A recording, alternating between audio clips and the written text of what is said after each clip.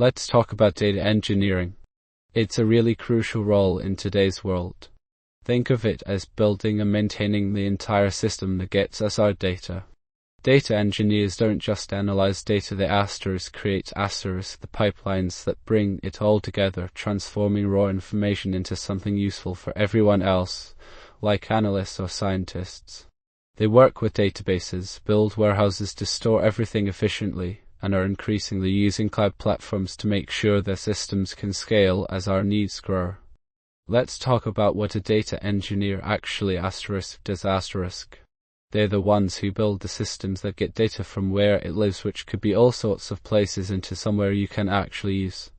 That's mainly through creating these pipelines, or ETL processes as they call them.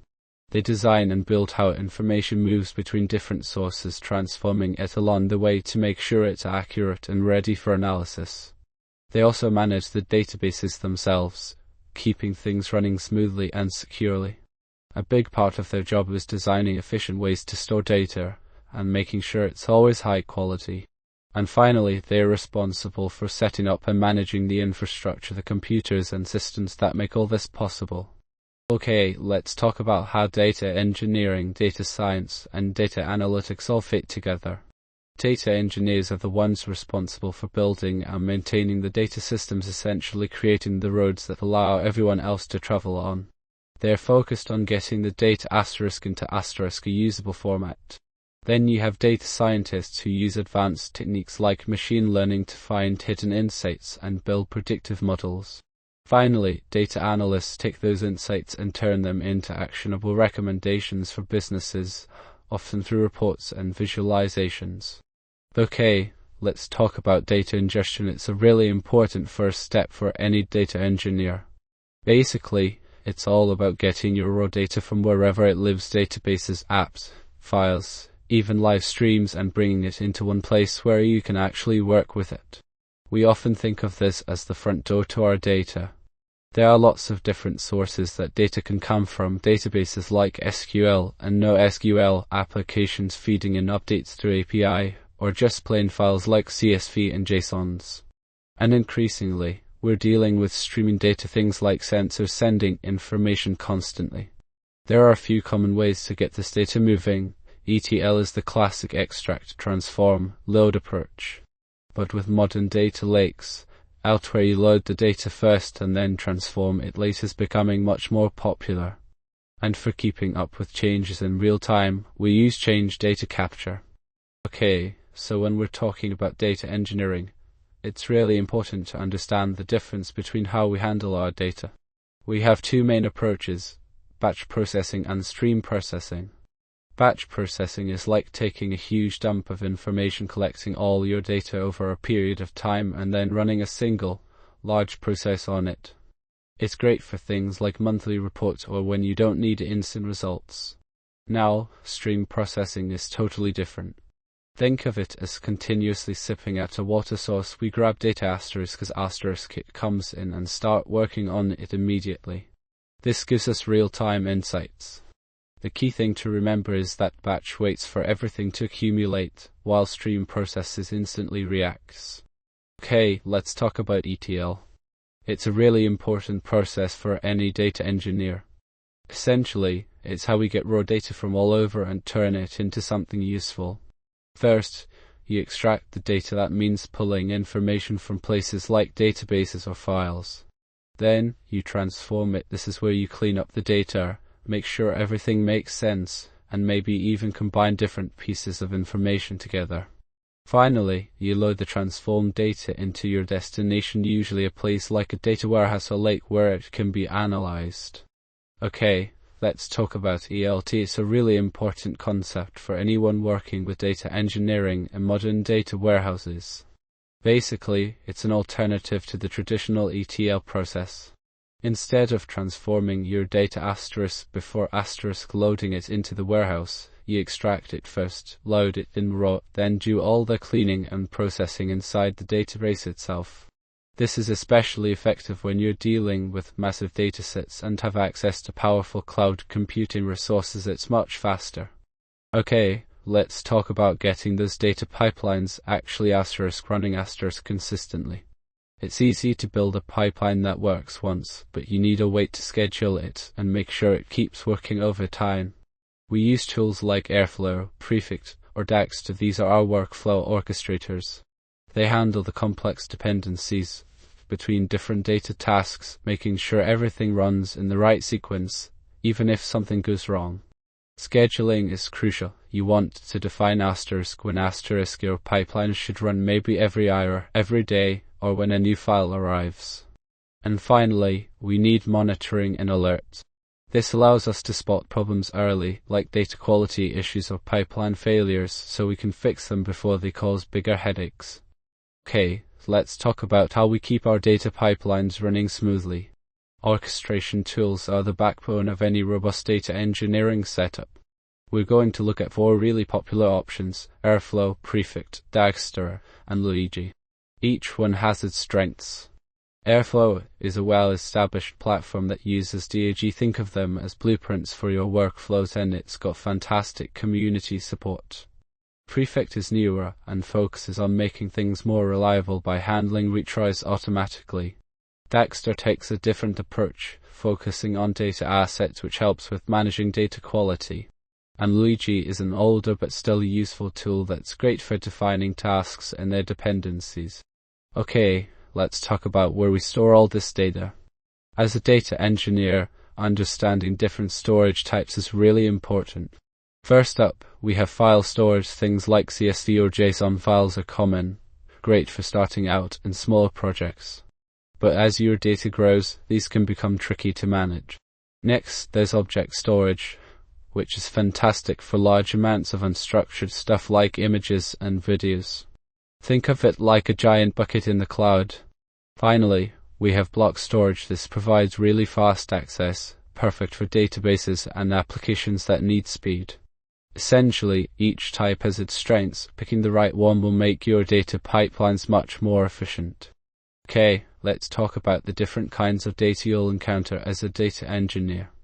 We have 3 main categories: structured, semi-structured, and unstructured. Structured data is like neatly organized information in spreadsheets or databases. It has specific columns and types for each piece of data, making it super easy to analyze. Semi-structured data is a bit looser. Think JSON or XML files that have tags to help organize things, but aren't as rigid as structured formats. Finally, unstructured data is everything else: images, videos, text, documents, basically anything without a set format. Dealing with this type often requires some clever techniques to pull out useful information. Okay, let's talk about how data lakes and data lakehouses fit together. A data lake is basically a big pool where you can dump all your different types of data. Think spreadsheets, log files, images, videos without needing to structure it up front. That's called schema on read, meaning you decide how to interpret the data when you go to use it. Data lakehouses are the next step up. They take what's great about data lakes, like their flexibility and cost effectiveness, and add features like transaction support and stricter data governance, similar to a traditional database. It's like getting the best of both worlds. They allow for reliable querying while still keeping that raw, flexible data storage. Okay, let's talk about data warehouses. Think of them as the central hub where all your business data lives, cleaned up and ready to be analyzed. They're specifically built for historical reporting and understanding trends. We have some big players in this space like Snowflake, Amazon Redshift, Google BigQuery, and Azure Synapse Analytics, each with its own special strengths.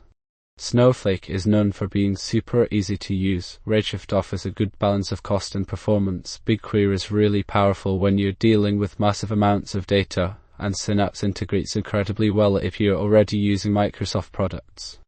Okay, let's talk about cloud data warehousing. Think of a data warehouse as your company's central hub for all its information, like a giant, organized spreadsheet that's super powerful. Traditionally, these were housed on-premise servers, but now moving to the cloud is really common. There are some big players offering this service: Amazon Redshift, Google BigQuery, and Snowflake. Each has its strengths, but they all offer the same core benefit: they can handle massive amounts of data and complex questions you might have about it, making analysis much easier and faster. Okay, let's talk databases. As a data engineer, you absolutely need to know your way around different types. We start with our DBMS, that's SQL databases like MySQL or PostgreSQL. They're really good for things like order processing and reports where consistency is key. Then there are NoSQL databases, which are much more flexible. Think MongoDB or Cassandra. These handle lots of unstructured data really well.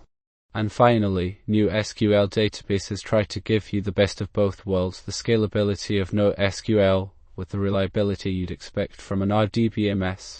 Okay, let's talk about databases, specifically relational ones. These are the backbone of a lot of data engineering work.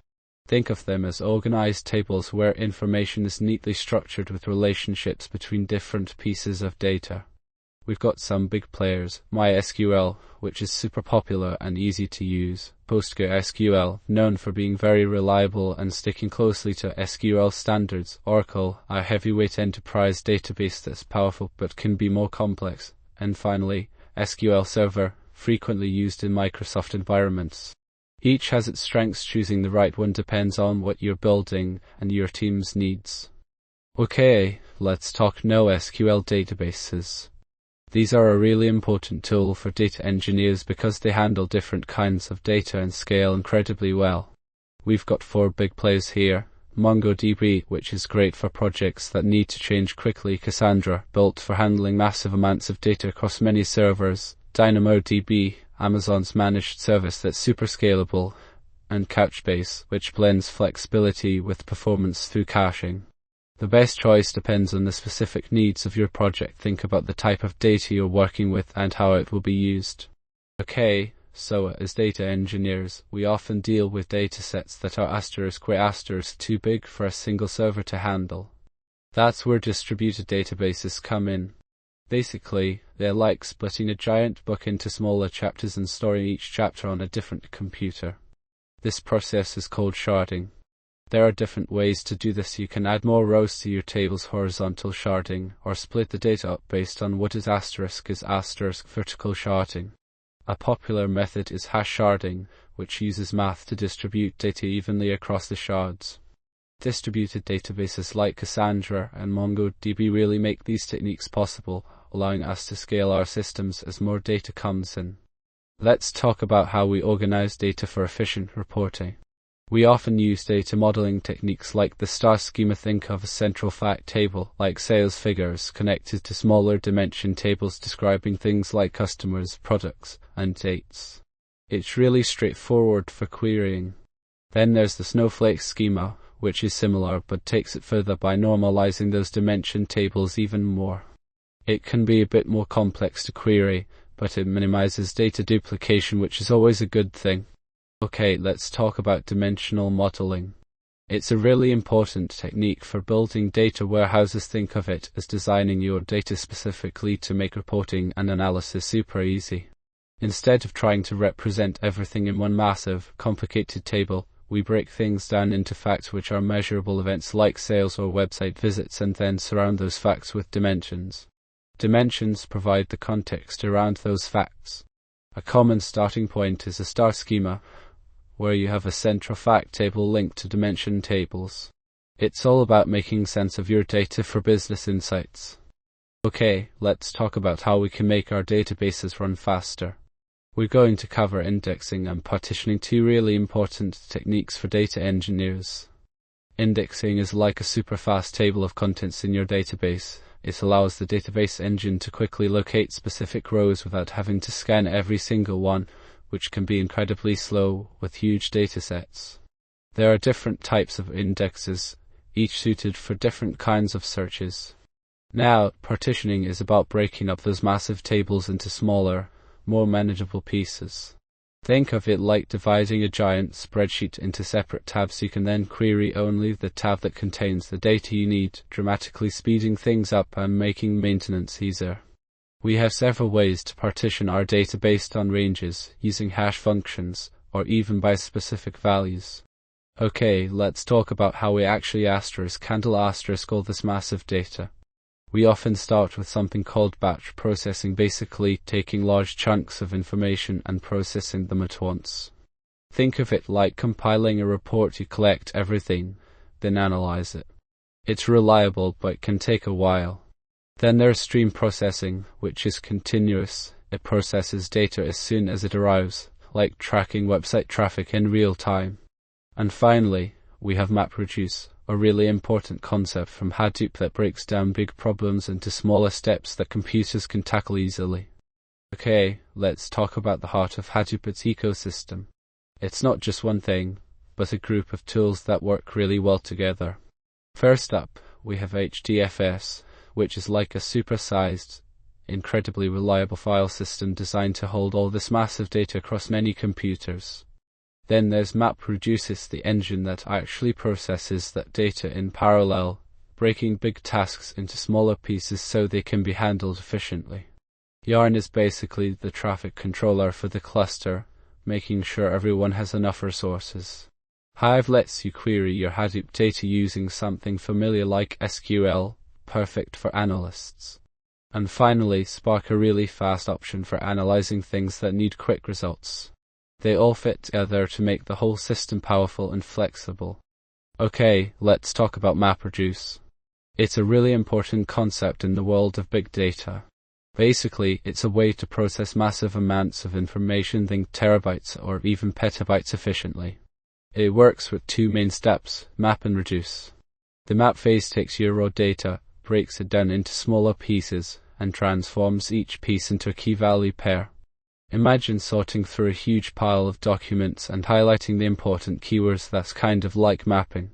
Then, the reduce phase comes in and gathers all those key-value pairs together to produce the final answer or results. The cool thing is, MapReduce handles all the complicated bits behind the scenes, splitting the work across a whole cluster of computers so it can be done much faster than if you were trying to do it all on one machine. Okay, let's dive into how Apache Spark actually works. Think of it like this: you have a central director, the driver program, that tells everyone what to do. Then there's Spark Core, which is just the engine managing everything behind the scenes. The real magic happens with RDD and data frames. There, how Spark stores and processes your data efficiently in a distributed way.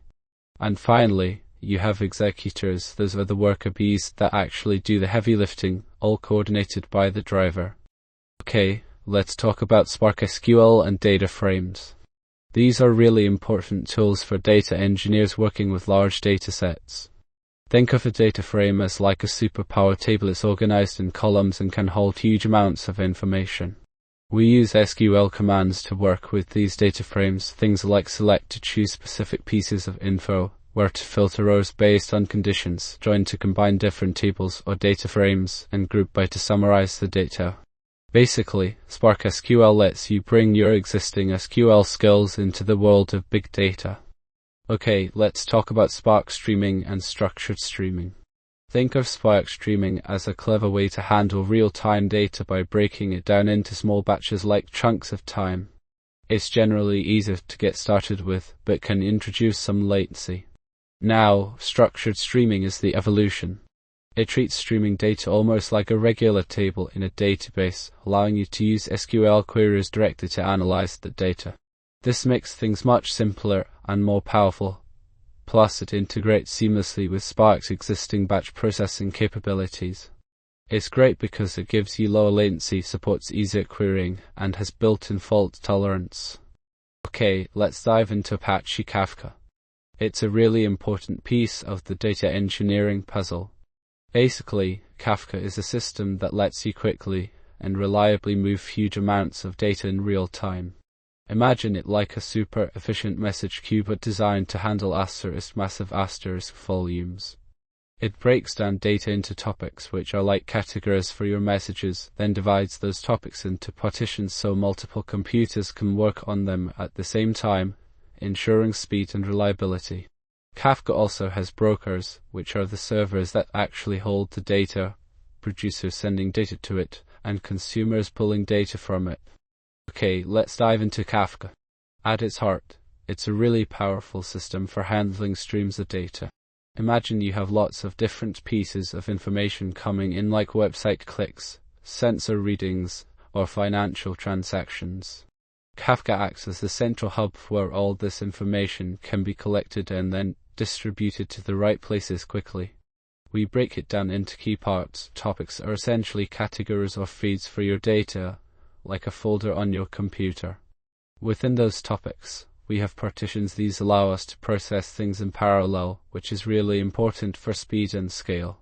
Producers are the ones who send the messages to Kafka, and consumers are the ones who read them. It's a simple but incredibly effective way to build real-time data pipelines. Okay, let's talk about Kafka Connect and Schema Registry. They're powerful tools for building robust data pipelines. Kafka Connect is essentially an automation layer that makes moving data into and out of Kafka much easier. It has a bunch of pre-built connectors you can use to pull data from all sorts of places like databases, cloud storage, or even other applications. Think of it as the reliable worker that handles all the data movement behind the scenes. Now, Schema Registry is where things get really interesting. It's a central place where we manage and track how our data looks. It's critical for ensuring everyone agrees on the structure of the messages flowing through Kafka. Without it, you could end up with wildly different versions of your data, which can cause big problems. Together, they create a super efficient and consistent way to get data into and out of your Kafka system. Let's talk about message queues. They're seriously important for any data engineer building a reliable pipeline. Think of them as a buffer between different parts of your system. Instead of one part trying to immediately push data to another, it puts the data onto a queue. Then, another part can grab that data when it's ready. Popular choices include RabbitMQ and ActiveMQ. Both are open source and provide tons of flexibility. Using queues helps keep things running smoothly even if one component has hiccups, and makes your system much easier to scale as you grow. Okay, let's talk about how data is actually stored on your computer. We need to get it into a format that machines can easily understand and work with. This is where serialization comes in, essentially turning complex data into something smaller and more efficient. There are several popular formats out there, each with its strengths and weaknesses. JSON is super common for web applications because it's easy to read by humans. CSV is really simple and works almost everywhere but isn't great if you have lots of different types of data. Avro, Parquet, and ORC are specifically designed for big data systems like Hadoop. They focus on speed and efficiency. Alright everyone, let's talk about a really important skill for data engineers: data compression. Basically, it's all about shrinking down our datasets to save space and make things move faster. We have two main categories here: lossless compression, which means we keep all the original information intact, like ZIP files or PNG images. Then there's lossy compression, where we sacrifice a little bit of quality for significantly smaller file sizes, think JPEG images or MP3 audio. Understanding when to use each type is key to optimizing your data pipeline and keeping costs down. Let's talk about some powerful tools for building data pipelines in the cloud. First up is AWS Glue. It's a really handy service that takes care of a lot of the heavy lifting when it comes to getting your data ready. Then we have Azure Data Factory, which is fantastic for connecting and orchestrating data from different sources, both on-premises and in the cloud. And finally, Google Dataflow, built on Apache Beam, gives you a scalable way to process streams and batches of data, perfect for more complex transformations. Okay, let's talk about storing all this data. As a data engineer, you'll be dealing with huge volumes of information, so you need reliable storage. Cloud storage services like Amazon S3, Azure Blob Storage, and Google Cloud Storage are your friends here. Think of them as giant, super secure online warehouses. S3 is really popular for its flexibility. Blob Storage fits well within the Microsoft ecosystem, and GCS plays nicely with all things Google. They all provide scalable options, meaning they can grow with your data and generally offer a good balance between cost and performance. It's worth exploring each one to find the best fit for your project. Let's talk about how cloud data pipelines are changing the game for data engineers.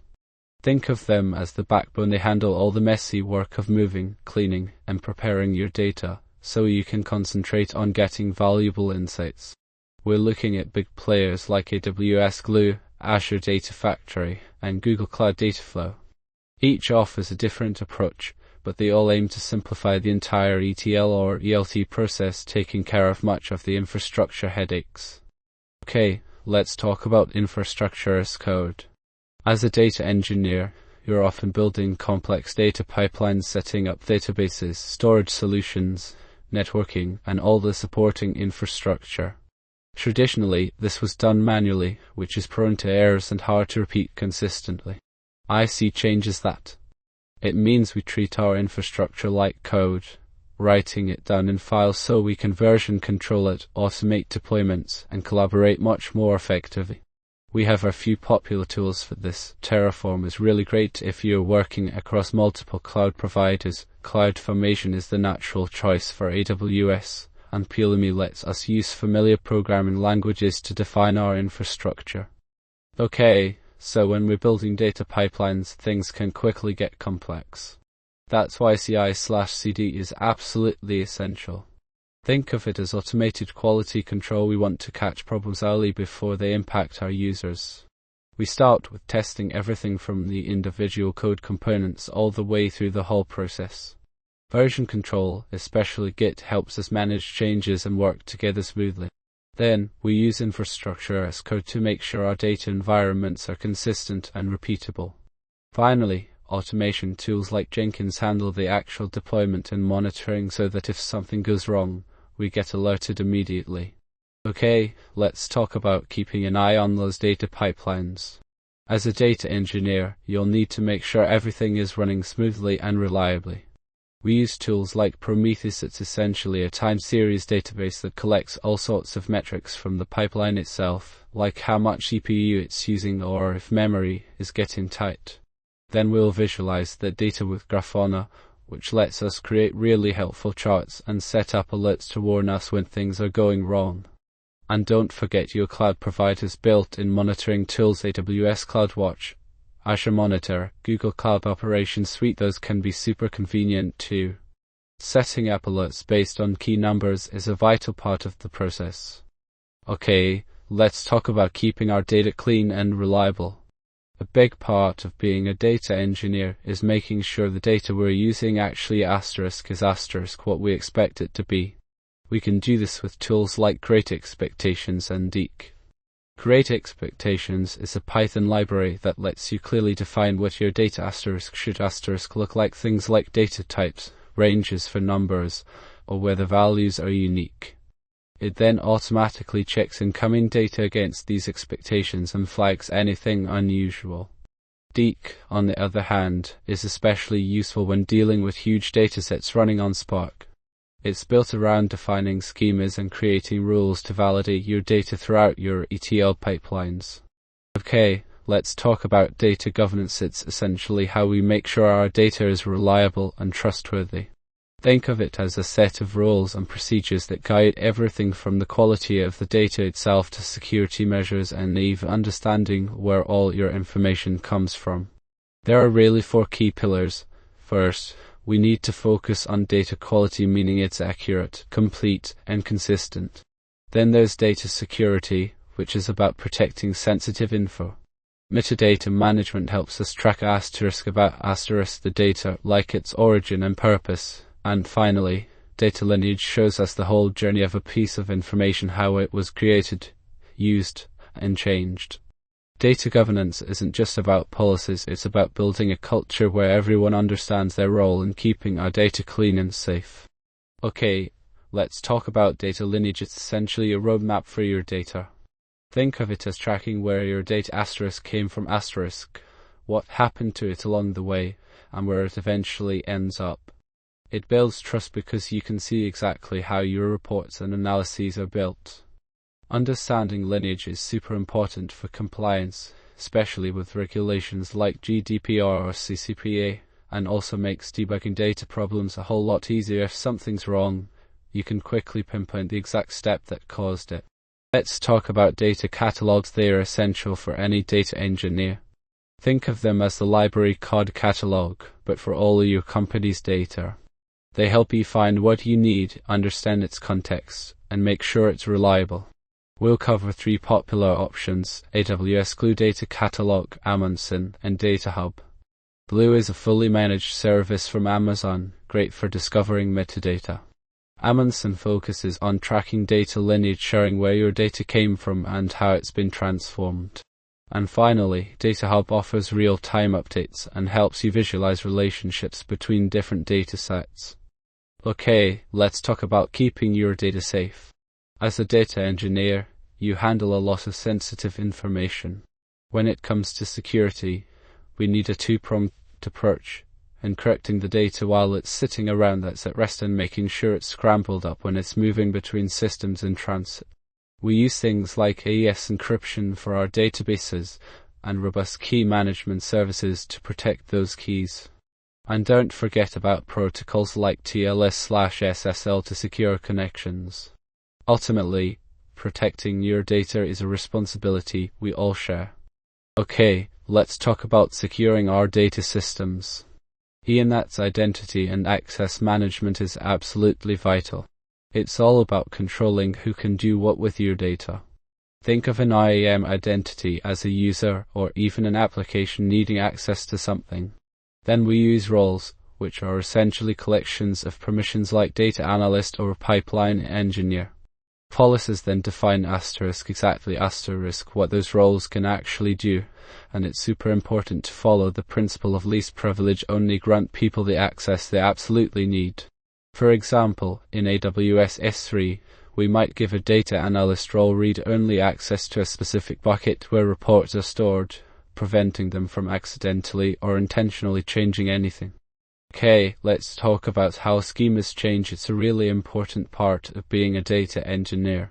You can't just stick with the same old design forever. As your business grows and new data sources come online, your schemas will need to adapt too.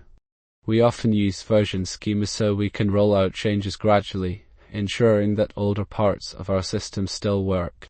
Data contracts help us agree on exactly what data looks like between different teams. And tools like schema registers keep everything organized and make it easy for everyone to find the latest versions. The goal is always to maintain backward compatibility as much as possible. That way, we don't break existing pipelines when making updates. Okay, let's talk about change data capture, or CDC. As a data engineer, you'll frequently need to keep your data warehouses and other systems updated with the latest changes happening in your source databases. Instead of rebuilding everything from scratch, which can be slow and resource-intensive, CDC lets you capture only those changes as they occur, almost in real time. There are several different approaches to doing this. One popular method is log-based CDC, where we read directly from the database's transaction logs. Triggers can also detect changes, but that can sometimes slow things down.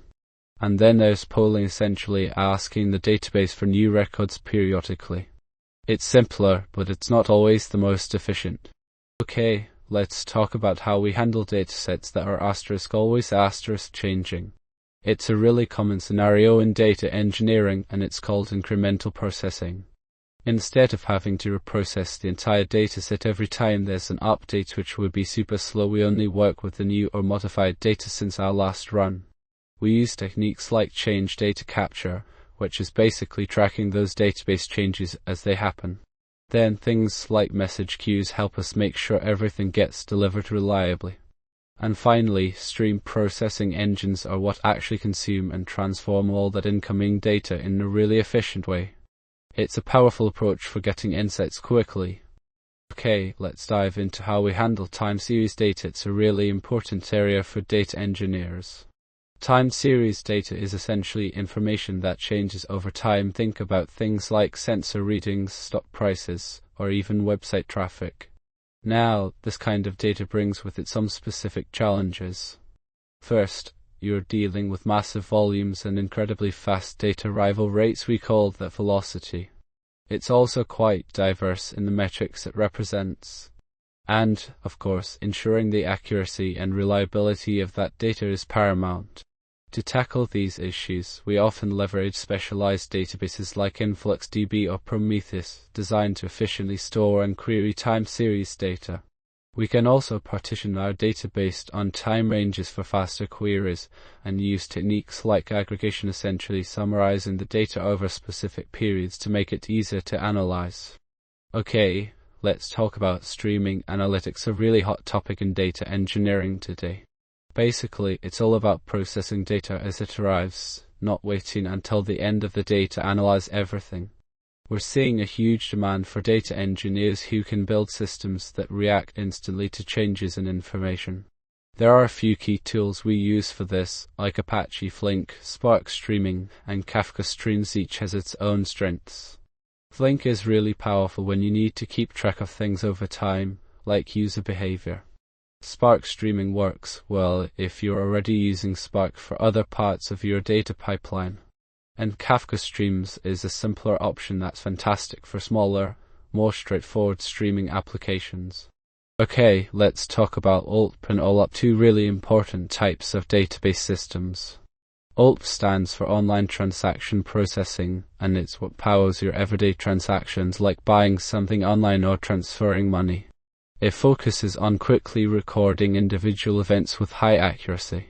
Think of it as a system that handles individual actions.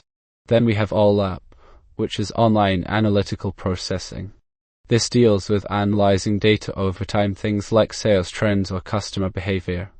It's designed for complex queries and reporting, so it's often used in data warehouses to give businesses a big picture view of their operations. Okay, let's talk about how we can build smarter data pipelines. Instead of constantly pushing data into a central place, which can get really slow, we're looking at event-driven architectures. Think of it like this: when something happens, a new order comes in, a sensor reading changes, whatever it triggers an event, producers like apps or devices send out these events. Then consumers listen for those specific events and react accordingly. A message queue, like Kafka or RabbitMQ, acts as the middleman, making sure everything talks to each other smoothly. This makes our data systems much more flexible, scalable, and able to handle things in real time, a really important shift for modern data engineering. Okay, let's talk about how we orchestrate data pipelines. We'll start with Lambda architecture. It's a classic layered approach. Think of it like building something step by step. You have a batch layer that cleanses and transforms the raw data, then a speed layer for quick insights from incoming streams, and finally a serving layer to get those results out there. Now, Kappa architecture is a newer way of thinking. Instead of layers, it's all about continuous streams. Everything is treated as a stream, processed in real time and constantly updated. It's simpler and more flexible for many modern data use cases. Okay, let's talk about data versions. Think of it like a sophisticated undo button for your datasets. As data engineers, we need to ensure our pipelines are reliable and that anyone working with the data can trust it. Versioning is all about tracking changes to your dataset so you can collaborate effectively, debug problems easily, and really understand where your data came from and how it evolved over time. There are a few ways to do this: simple time-based names like dataset phone or dataset v2, using Git if your data is stored in files, or leveraging built-in versioning features that some databases offer. No matter what you choose, always document it. Okay, let's talk about making your SQL really fast. As a data engineer, you need to understand that slow queries aren't just annoying, they can seriously impact the whole data pipeline. We're going to cover some key strategies here. First up, indexing. Think of it like an index in a book. It helps the database quickly find the information it needs. Next, let's talk about rewriting your queries. Sometimes you can simplify complex ones without changing the result. Analyzing execution plans with explain is crucial to see exactly how the database is tackling your query and where the slowdowns are happening. And finally, make sure you're using the correct data types for each column. Smaller types mean faster performance. Let's talk about how we handle really big data sets. When you're dealing with terabytes or even petabytes of information spread across different systems, traditional SQL databases can struggle. That's where distributed query engines come in. We have a few key players. Presto Trino is an open source engine known for its speed and ease of use for interactive queries. Apache Drill is super flexible. It can talk to all sorts of data stores like Hadoop and NoSQL databases, and Dremio provides a central layer to query your entire data lakehouse. They are all designed to bring the power of SQL to those huge datasets efficiently. Okay, let's talk about how data is stored. It's surprisingly important for a data engineer. We have two main ways: row-oriented and columnar. Row-oriented storage is like a spreadsheet. Every row contains all the information about one thing. It's great if you need to grab asterisk of the information at once, but if you only care about the few columns across many rows, it can be really slow because it reads everything. Columnar storage, on the other hand, is like organizing your spreadsheet by grouping related fields together, all the names in one spot, all the addresses in another. This makes queries that pull specific columns much faster because only the relevant data is being read from disk. Let's talk about some seriously powerful tools for data analysis: Amazon Athena and Google BigQuery. Athena is like having a SQL database directly linked to your S3 buckets. It's super flexible and doesn't require you to manage any servers. It's fantastic for those quick questions and looking at logs. BigQuery, on the other hand, is a massive data warehouse that can handle huge amounts of information. Think complex reports, machine learning integration, and all sorts of advanced analysis. Both are amazing options, and the best choice really depends on what you're trying to accomplish. Okay, let's talk about moving data, a really important step in any data engineering project. Data migration isn't just about plopping your data somewhere new, it's about doing it smartly. We have a few key strategies to consider. First up is ETL, extract, transform, load, the classic approach where you pull data, clean it up, and then load it into its final destination. Then there's ELT, which is gaining traction especially with cloud platforms. We extract the data, load it in, and then transform it within the target system itself. Change data capture helps us only move what's changed, keeping things efficient and preserving your history. And finally, for really large data sets, a bulk load strategy can be super effective. Okay, let's talk about keeping your data safe. It's a big job for a data engineer. We need reliable backups and recovery plans. There are different approaches: full backups, copy everything, which is thorough but slow. Incremental backups only capture changes since the last backup, making them much faster. Differential backups work similarly to incremental backups, but they're based off of the most recent full backup. And remember the golden rule: 3-2-1. That means having 3 copies of your data on 2 different types of storage, with 1 copy stored away securely in case of a disaster. Regular testing is super important too. You need to be able to actually restore your data when needed. Finally, automate everything you can to make sure backups happen consistently and reliably. Okay, let's talk about archiving and retention policies. These are really important for any data engineer because they shape how we manage all the information we're working with. Essentially, it's about deciding what data we need to keep around and for how long. There are a few key things to consider, mainly legal requirements like GDPR or CCPA, which will dictate how long you need to hold certain types of data. Then there's your business, figuring out if that data is actively being used or just sitting in the background. Archiving helps with cost savings, moving less frequently accessed data to cheaper storage. Think of it as a life cycle. We have active data, cold storage for things you don't need so often, and then historical data which is kept for compliance reasons. Let's talk about API. They're like the highways data takes to get where it needs to go. When we're ingesting and extracting data, we almost always use API. REST is a really common style. Think of it as a straightforward request-response system. It's stateless, which means each time you ask for something, the server remembers nothing about previous requests. You send everything you need in that one go. Then there's gRPC. It's super fast and efficient, especially when dealing with massive amounts of data. Essentially, REST is great for simple retrieval, while gRPC shines when speed is critical. Okay, let's dive into how data engineers use something called metadata. Basically, it's data about data. Think of it like a detailed description of every dataset you have. It's super important because without it, your data is really hard to understand and trust. We break it down into a few key types: technical, which describes how the data was created; business, which explains what the data actually means in terms of your business goals; and operational, which keeps track of how the data is being used. Data engineers use this metadata for things like easily finding the right datasets, making sure everything is accurate and compliant with regulations, and even predicting how changes to one dataset will affect others.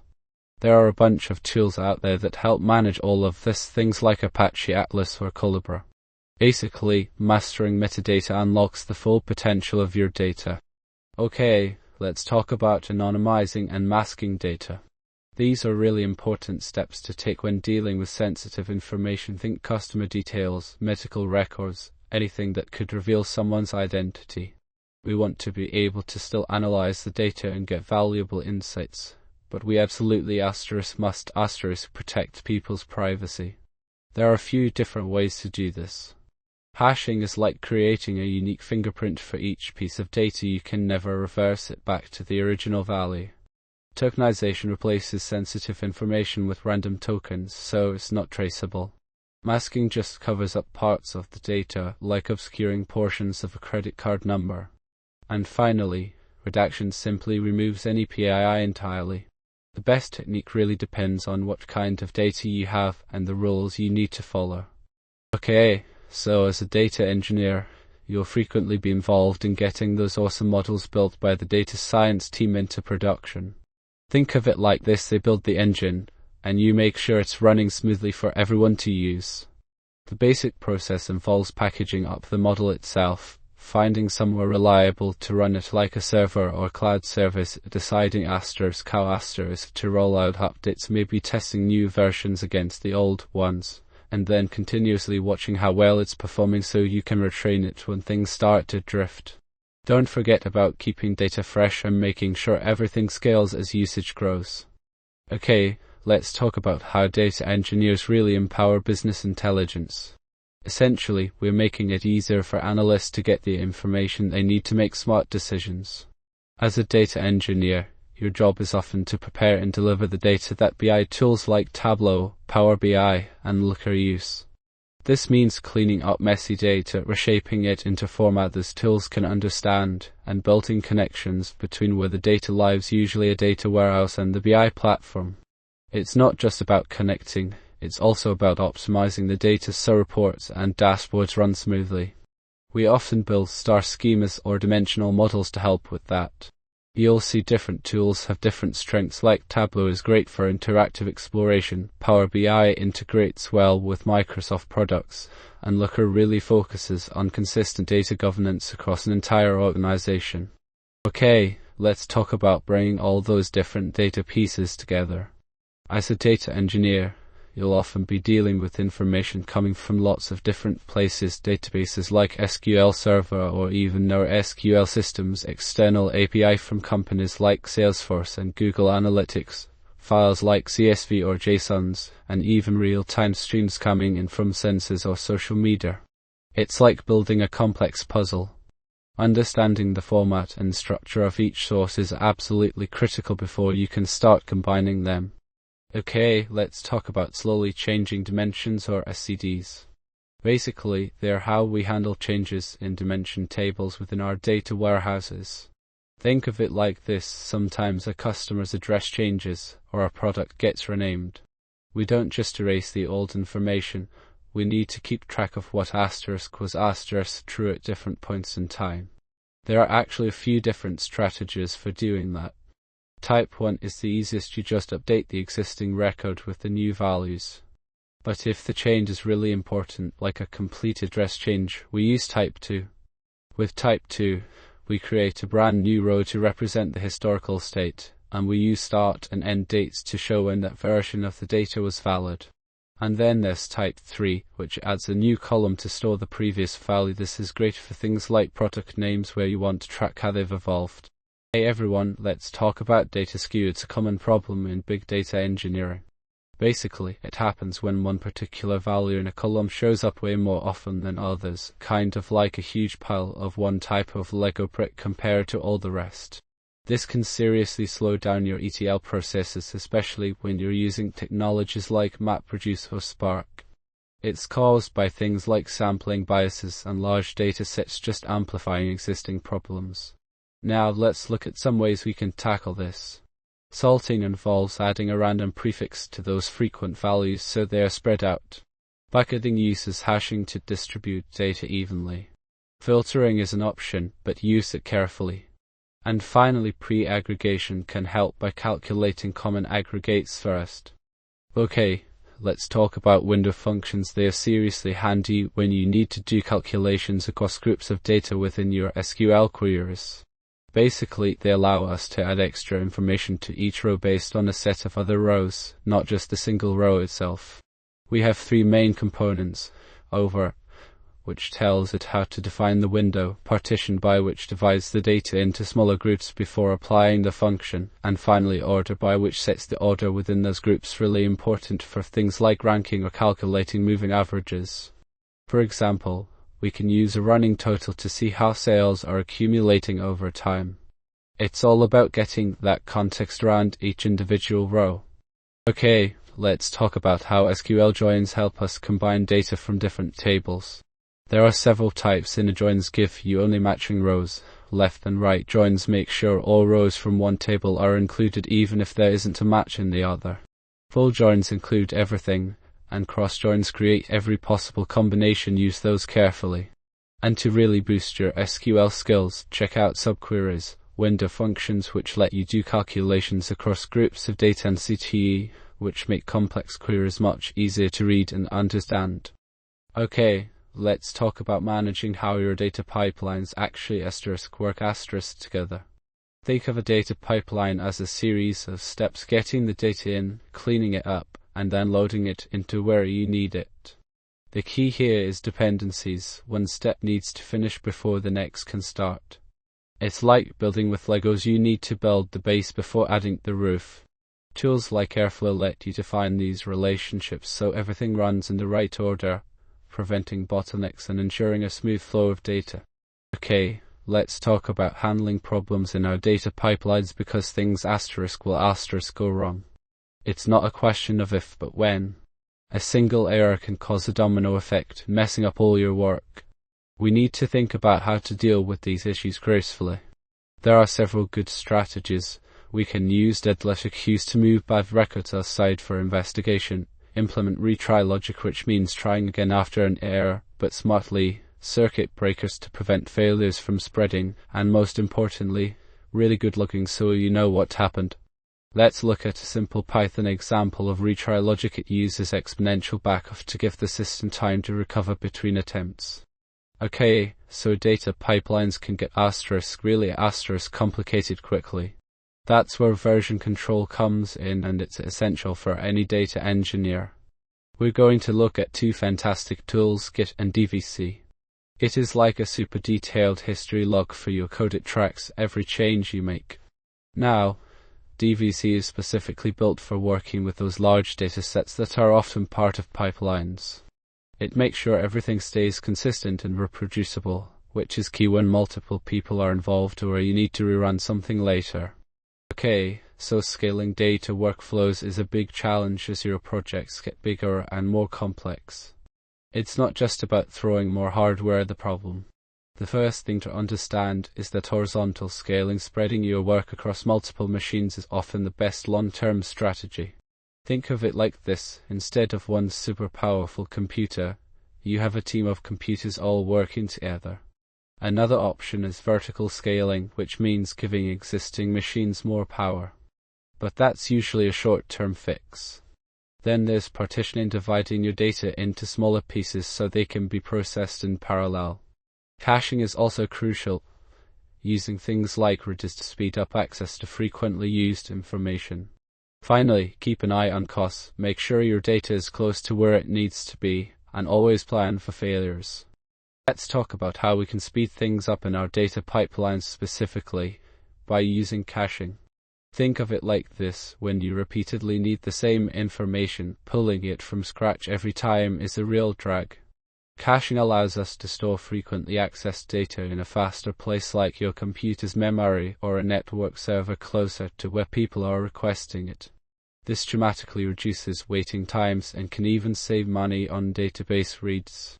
We've got different types of caches, from simple things like storing static website assets to more complex systems like Redis that hold dynamic data ready for use.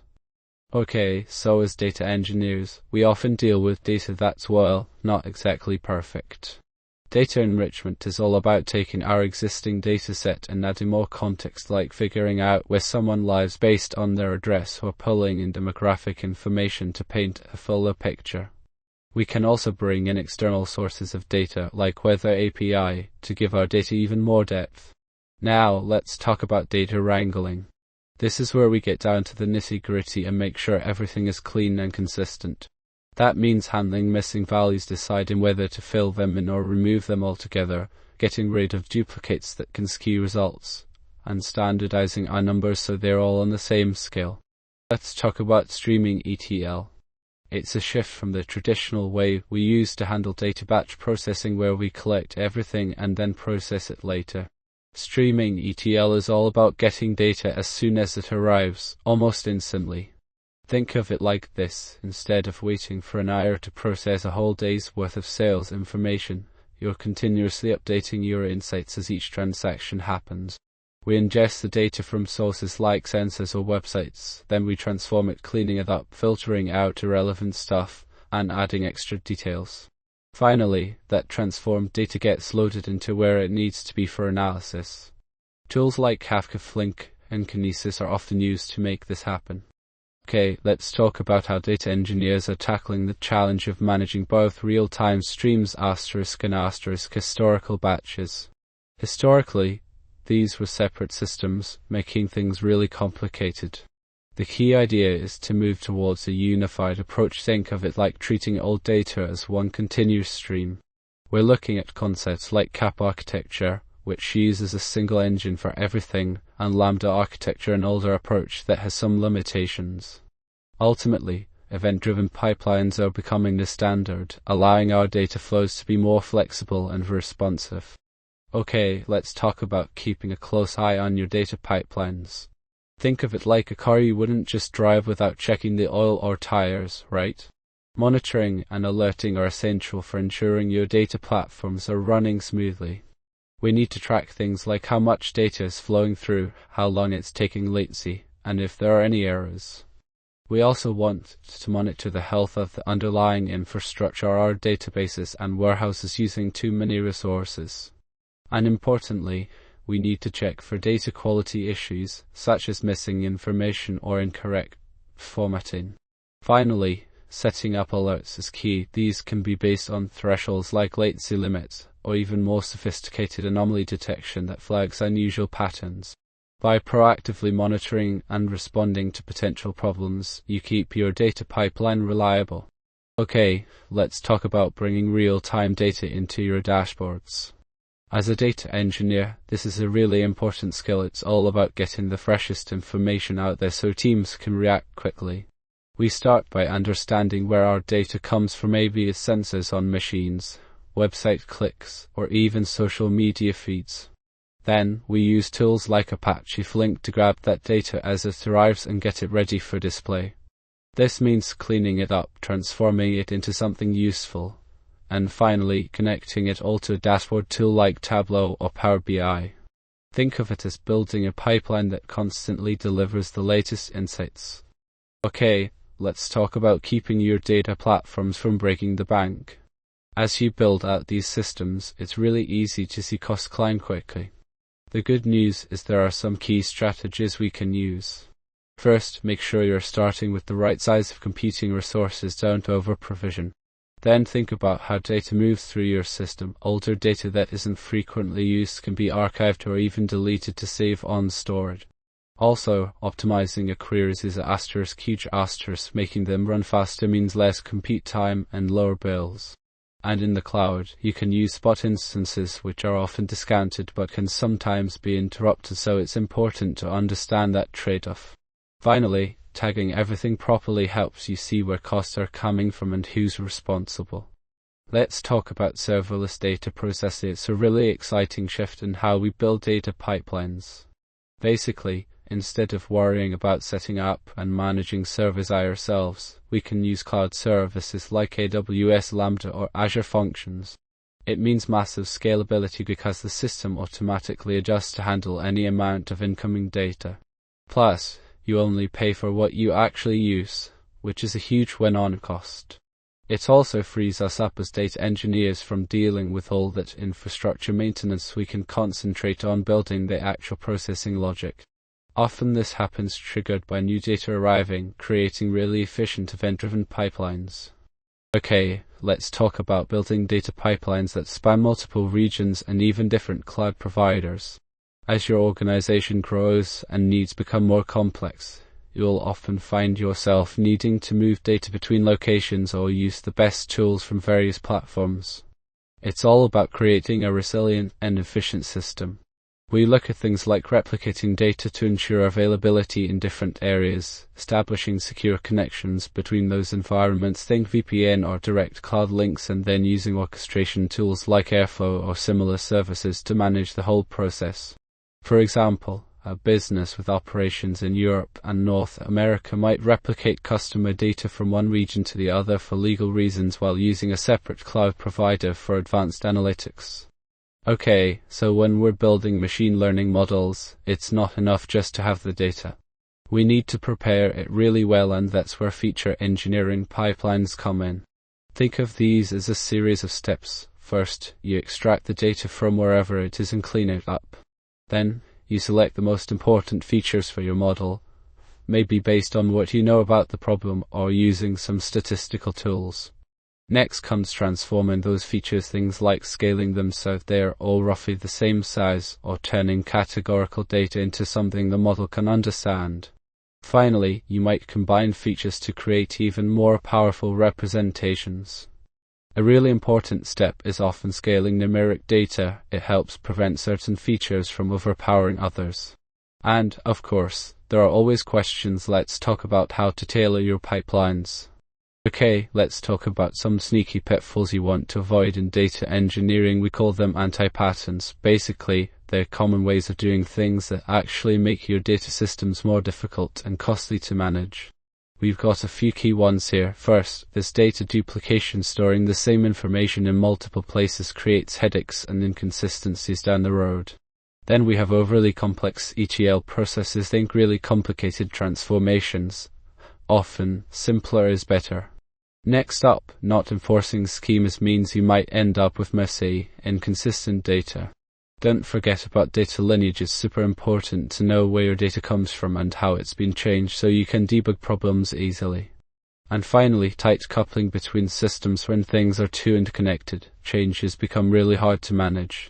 Avoiding these pitfalls is a huge part of building a solid and sustainable data platform. Okay, let's talk about some essential best practices for getting your data engineering projects off the ground.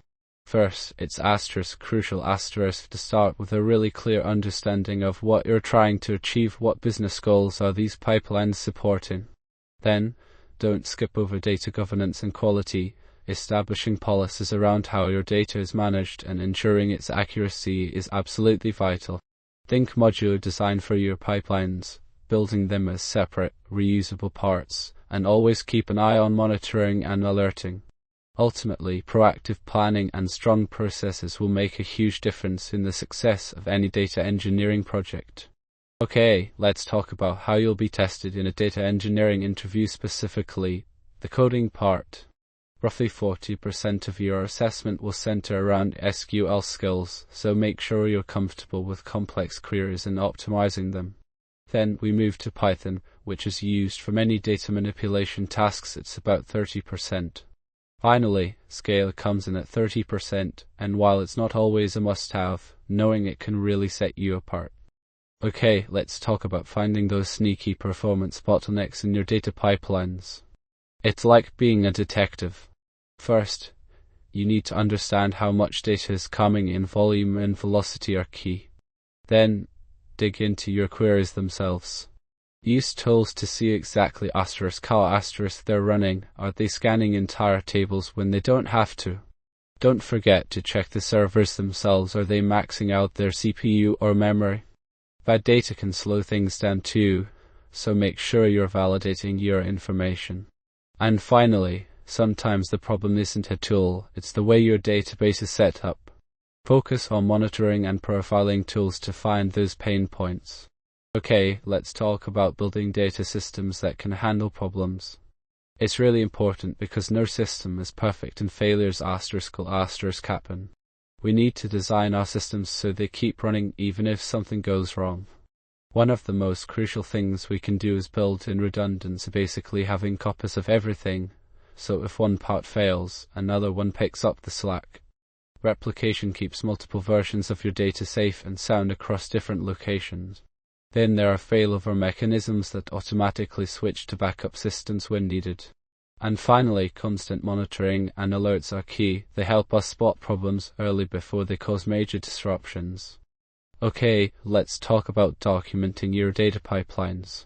Think of it like a roadmap. You need to know exactly where your data is coming from, how it's being transformed, and where it ends up. A good documentation strategy starts with a high-level overview of the entire pipeline, showing each stage. Then, you absolutely must have a data dictionary that clearly defines every single field you're working with. Don't forget to document exactly what transformations are happening, explain why those changes were made.